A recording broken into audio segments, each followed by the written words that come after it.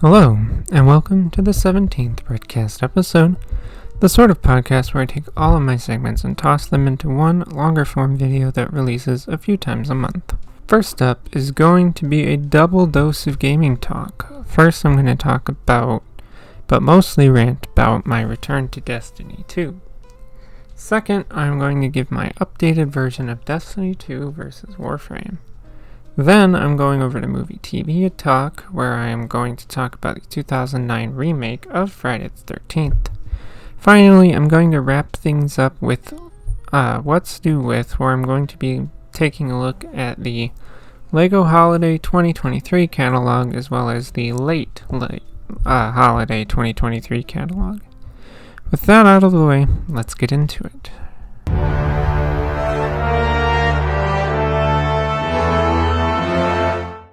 Hello, and welcome to the first part of the Gaming Talk segment. In this part, I'm going to be talking about my recent return to Destiny 2. Let's get into it. I took quite a long time away from Destiny 2, which doesn't mean a lot coming from me, because I really don't play Destiny 2 all that much anyway. I have maybe 40 hours into the game, and last time, before my return, that I was on, a bit after the Witch Queen DLC, and then I stopped playing. I think that at that time the power cap was 1400, and I hit that, and I was able to do my first Nightfall strike. So what have I noticed that has changed from then to now? Well, the first thing I noticed is that there are armor mods. I don't really know how to use them, nor am I going to spend a lot of time trying to figure them out, but they are something new in the game. Another thing I noticed are these timeline missions where you basically get a single middle-of-the-road length mission that is supposed to be like this quick version of what went down in the Forsaken, Shadowkeep, and Beyond Light DLC and Witch Queen DLC. To get, players like me who haven't been very active caught up in terms of story to where the game is now with Lightfall.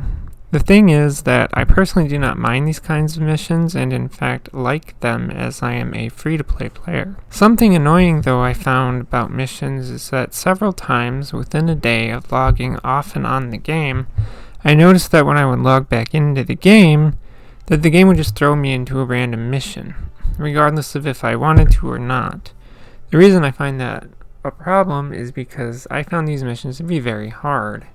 There was one where this boss kept killing me over and over until I finally did research, and I found that I have to stay away from the boss to keep myself from getting killed quickly, and it took me way too long to get that boss down either way.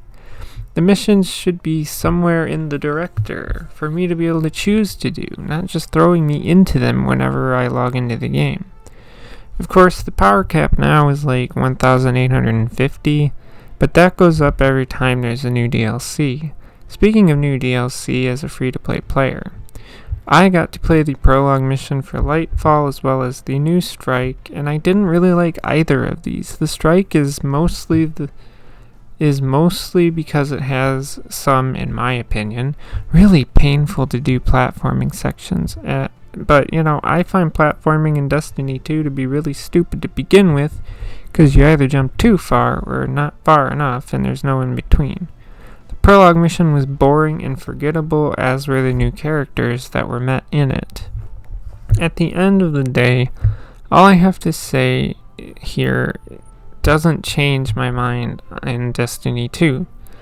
And yes, a lot of that is because I'm a free-to-play player. None of this still gets me to want to buy any of the DLC or expansions. Sure, I probably had more issues with the game when I started, but I still do, and I will always prefer playing Warframe over Destiny 2 any day. I will say that yes, I do have fun playing Destiny 2 because it can be a fun game to play in small spurts, but that's going to bring the Gaming Talk segment here to a close.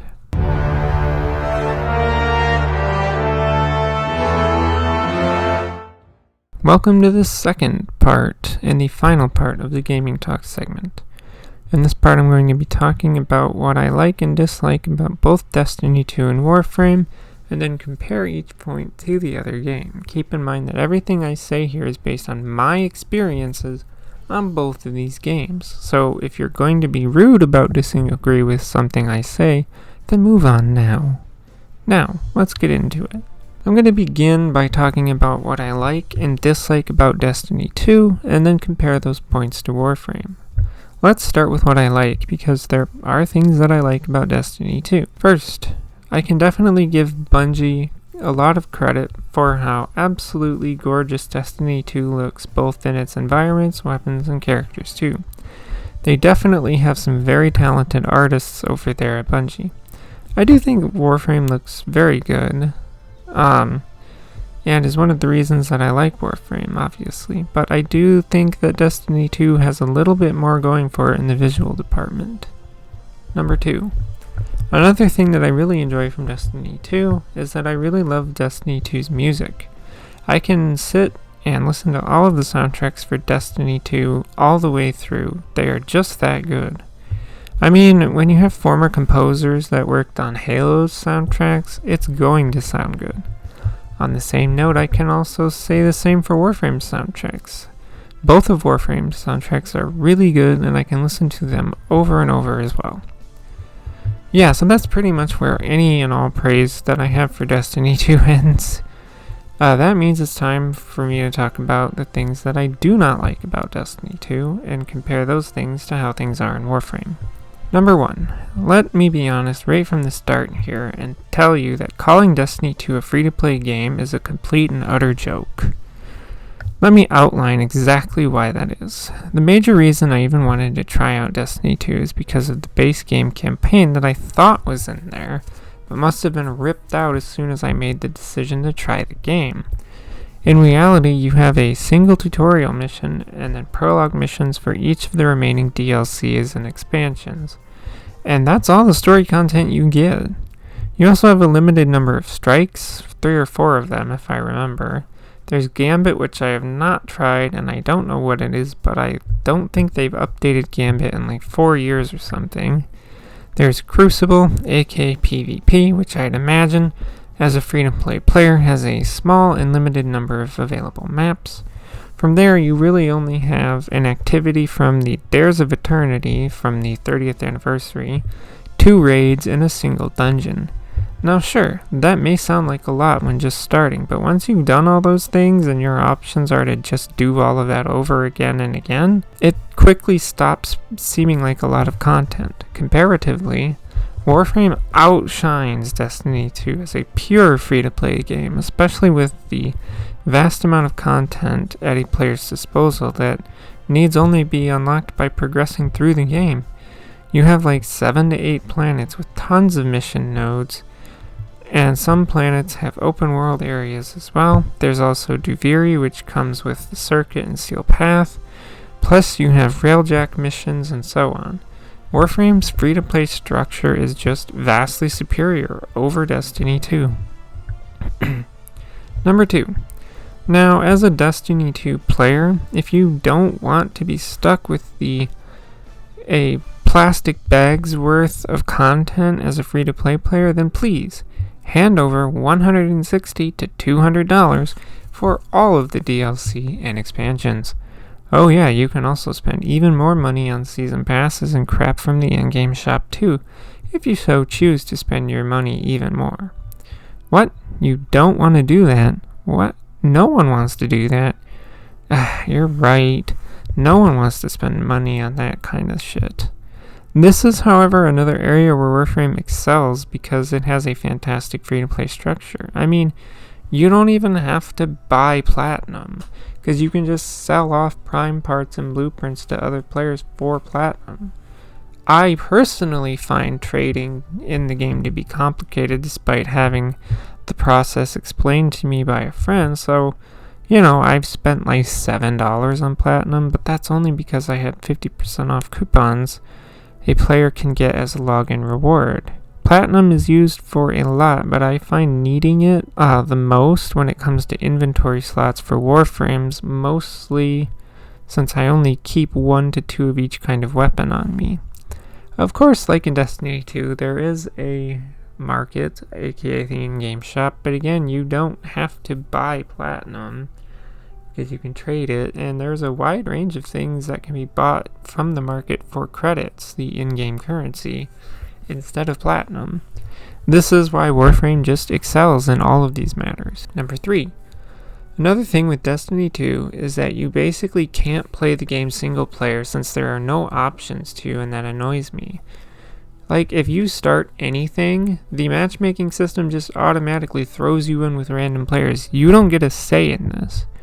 Though I have had times where the matchmaking doesn't do its thing, and then I get thrown in alone, and then randoms join me a bit later, but they're still there.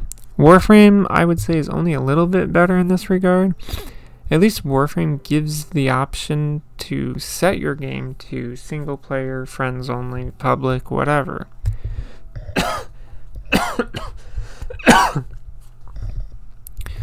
But I find that when the game is set to public, I can go to a planet node with open squads and somehow not get placed in any of those open squads. And I find this happening a lot in the assassination missions, which is when I really need help of other players. But I think that's just Warframe's matchmaking being weird. Number 4. Something that coincides with missions is that I really wish they'd do away with parts of missions where players aren't allowed to respawn. Even in a group, this sort of limitation can be trouble, and I personally do not think it's fair for the players to have to worry that if they die in this part of a mission, they have to restart an entire leg of the mission over. This is why I am so glad that Warframe doesn't do this.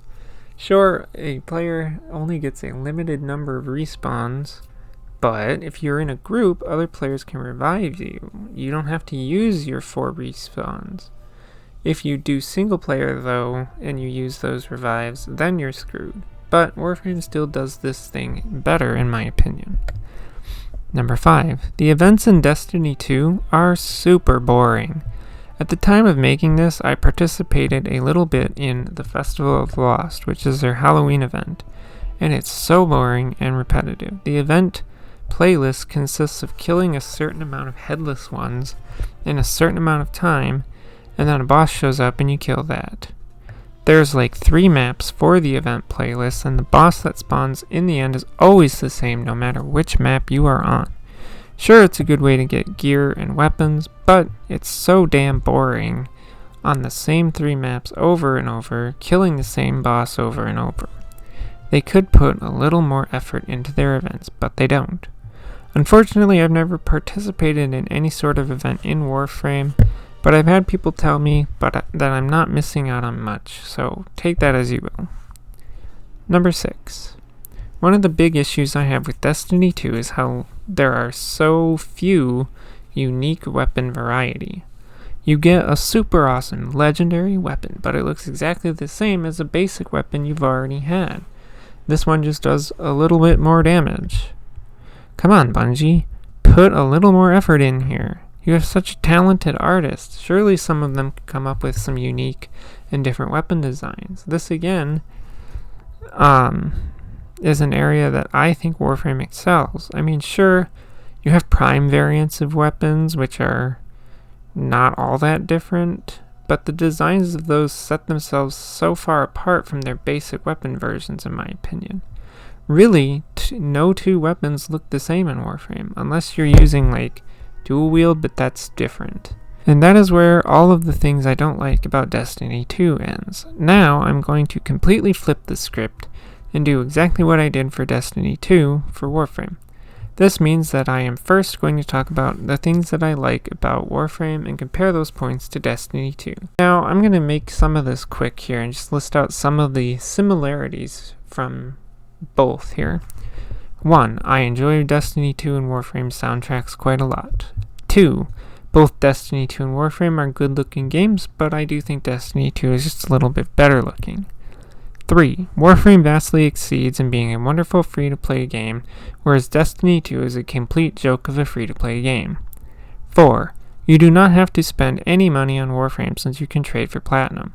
Destiny 2 will cost you between $160 and $200 if you want actual content. 5. Now, this is probably going to sound dumb, but I like that with Warframe, I only need to pick what frame I want to bring on a particular mission. Sure, you can and should change out your mods, but that's really all you have to do. It's rather annoying in Destiny 2 that after every single mission, I'm equipping new armor or weapons. It makes me feel like, why am I putting time and resources into mods on gear that I'm just going to dismantle after a single mission? It seems pointless to me. But then, when is the right time to be using resources into armor mods for gear? I have no clue. Okay, yeah, I know that seemed short since I kind of just rehashed a lot from above, but there's a lot that I like about Warframe. But there are also things I do not like about Warframe, and that's what I'm going to get into now. Number 1, the first and biggest thing that I think Warframe lacks is cohesive storytelling. This is something that came up recently when I was talking to a friend about Duviri Paradox and how I felt like the story made no sense. They tell me that once I do War Within, it will make sense, but to do that I have to complete the second dream. But to even be able to get to the War Within, I have to do the junction that connects Pluto to Sedna. Sedna is one of the very last planets. I don't really like or get the out-of-order storytelling that Warframe does. The thing is, I don't think Destiny 2 is any better in this department. Now, I want to say here and now, when I talk about story content in Destiny 2, I am not talking about the game's lore, because the lore is a completely separate thing. Now, given that Bungie has flat out deleted old story DLC content to fit whatever current story is, well, it doesn't help. Yeah, they got rid of the Red War, which is the base game campaign. The Curse of Osiris campaign and Warmind campaign all got removed and vaulted by Bungie, which is stupid. Maybe don't have so many world-ending story events that require you to constantly keep resetting the timeline. 2. I do wish that Warframe had some more interesting level design going on. A player could, for example, do 3 missions back to back, and those 3 missions could take place on the same or very similar looking maps, and that's lazy. I know they work on a tile system that's like randomly generated, but make more unique sections and don't overuse them. Destiny 2, this sort of thing is largely dependent on do you have or do you not have DLC. If you're a free-to-play player, you're going to be saying the same 3 to 4 maps, but if you have the DLC, you'll have more map variety. Number 3, Warframe definitely has a lack of enemy variety problem to me. Every mission consists of fighting the Grineer, the Corpus, the Infested, or is that the Dax? I don't know, the guys from the Duviri Paradox. Yeah, each one has subtypes of enemies, but I think that Warframe needs a new enemy faction. Destiny 2 isn't that much better here. You'd pretty much be fighting either the Cabal, the Fallen, the Hive, the Scorn, the Taken, the Vex, and that's it. Yes, it's more variety than Warframe has, but I still think that Destiny 2 is also due for a new enemy faction. And yeah, that's everything I don't like in Warframe, so let's wrap this all up. Out of all of this, I still don't completely hate Destiny 2, as it can be fun to play in small spurts, but I think that Warframe is ultimately the better game of the two, and the one that I prefer spending more time in. But that's going to bring the Gaming Talk segment to a close.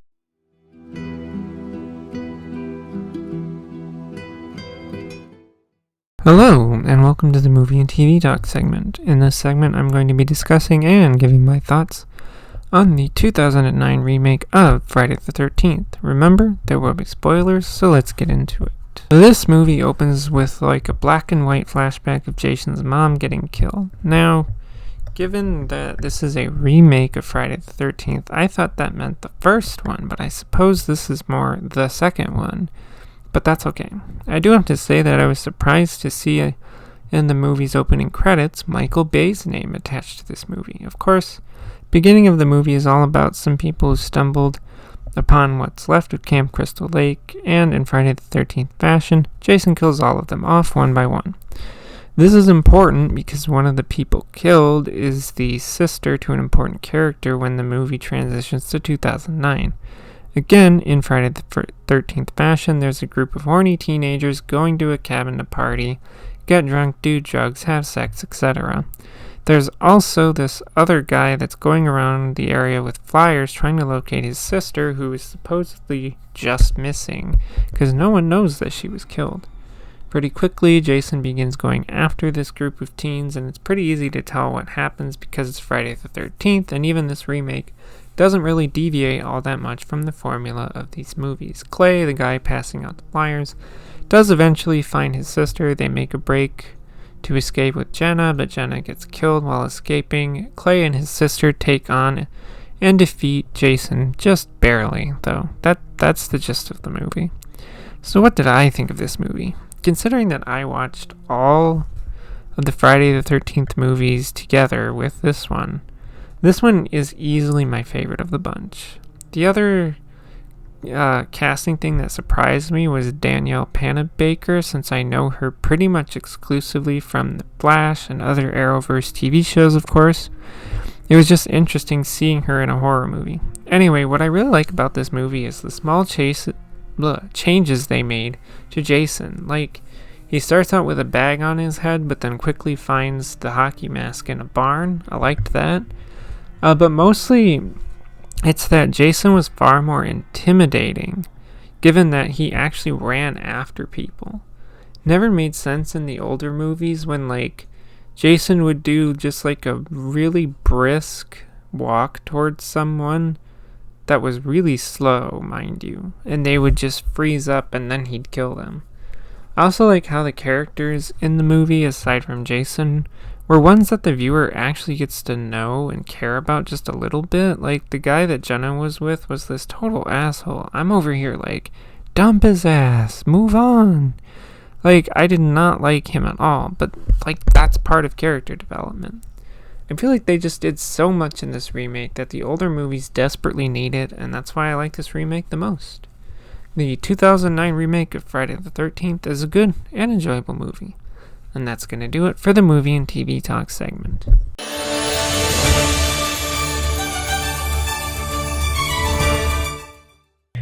Alright, hello, and welcome to the What's New With segment.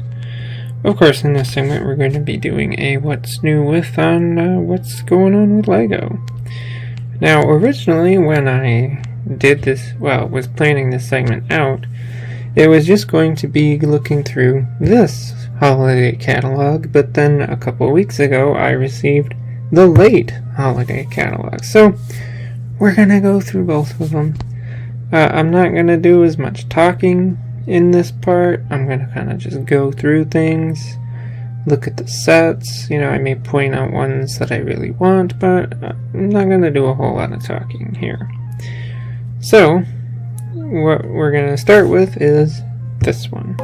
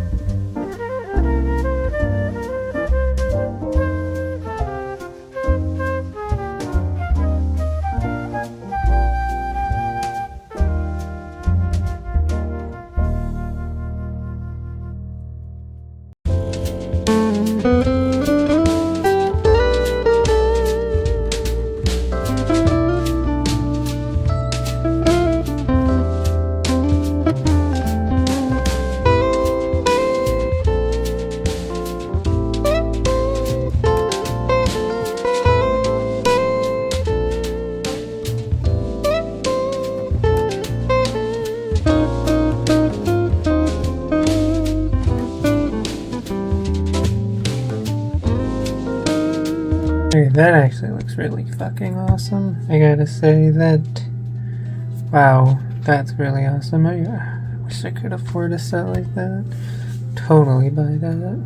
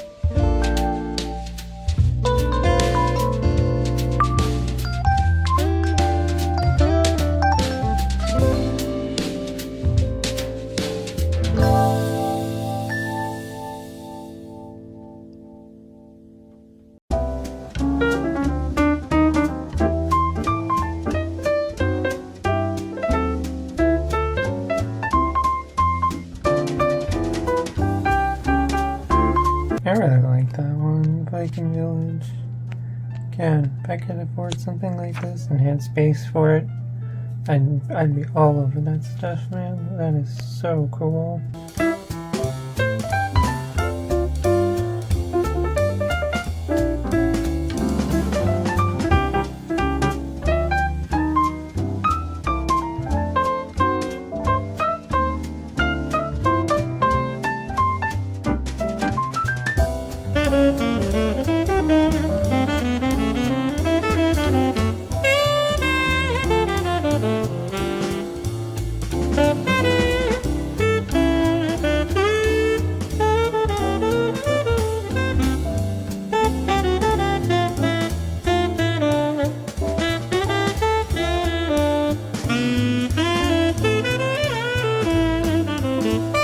Okay, so that is the end of this particular one here.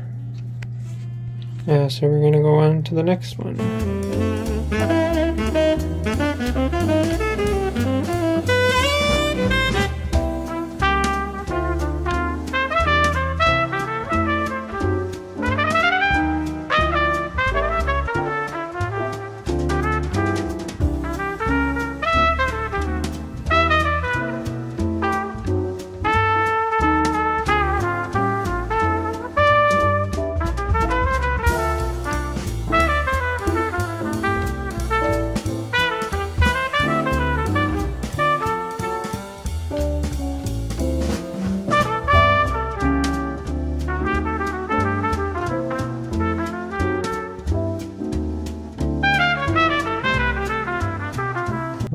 I still really want that. I like it. I like its colors. They need to stop showing me that one.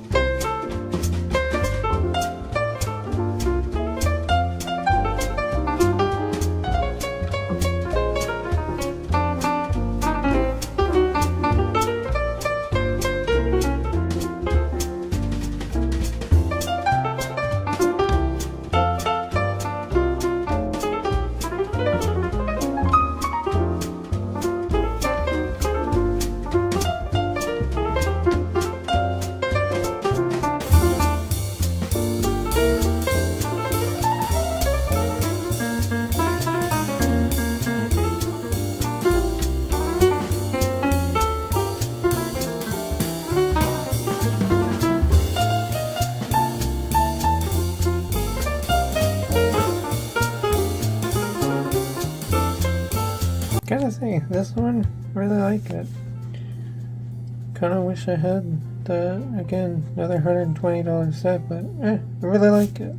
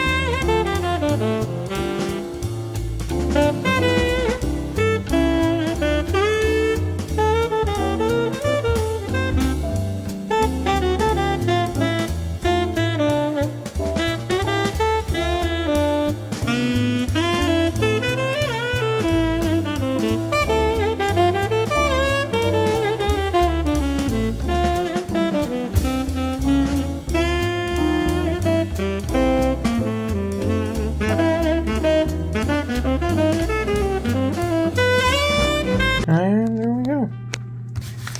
That's gonna do it then for this segment. So, moving on. And that's gonna do it for this episode of BrettCast, the 17th episode here. If you have any comments or questions, feel free to leave them in the comments section below, and I may even answer a question or discuss a comment in a future episode. If you like what you hear, feel free to subscribe. Thank you for listening, and goodbye.